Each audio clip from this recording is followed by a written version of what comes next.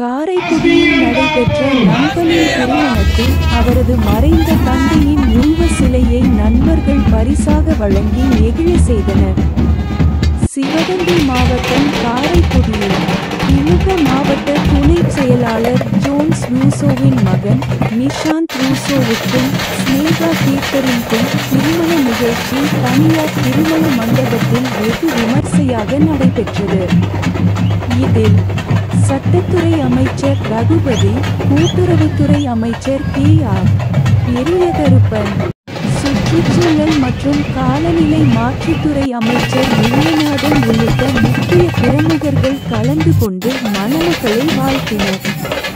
அப்பொழுது மணமகன் நிஷாந்தின் நண்பர்கள் மறைந்த மணமகளின் தந்தை மாவீரன் ரூசோவின் மார்பளவு 3D உருவ சிலையை பரிசாக வழங்கி அனைவரையும் நெகிழ செய்தனர். திருமண நிகழ்வில் கலந்து கொண்ட அனைவருக்கும் மரக்கன்றுகள் பரிசாக வழங்கப்பட்டது.